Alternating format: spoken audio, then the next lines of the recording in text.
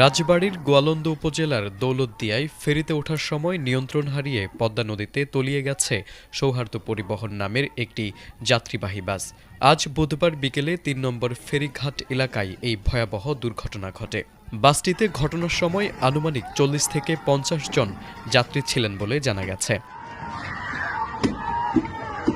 প্রত্যক্ষদর্শীদের বর্ণনা অনুযায়ী বাসটি ফেরিতে ওঠার মুহূর্তে চালক নিয়ন্ত্রণ হারিয়ে ফেললে মুহূর্তের মধ্যেই সেটি পদ্মা নদীতে পড়ে নিখোঁজ হয়। দুর্ঘটনার পরপরই স্থানীয়দের প্রচেষ্টায় তাৎক্ষণিকভাবে ১০ থেকে ১২ জনকে উদ্ধার করা সম্ভব হলেও বাকি যাত্রীদের ভাগ্যে কী ঘটেছে তা নিয়ে চরম উৎকণ্ঠা বিরাজ করছে। দুর্ঘটনার পর থেকেই নিখোঁজদের স্বজনদের আহাজারিতে ভারী হয়ে উঠেছে গোটা এলাকা। বিআইডব্লিউটিসি ঘটনার সত্যতা নিশ্চিত করে জানিয়েছে, বাসটি উদ্ধারে দ্রুত পদক্ষেপ নেওয়া হয়েছে। ইতোমধ্যে উদ্ধারকারী জাহাজ হামজা দুর্ঘটনাস্থলে পৌঁছেছে।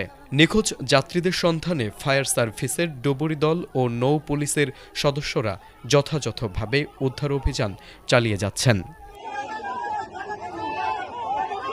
তারেক আজিজ, এটিএন বাংলা।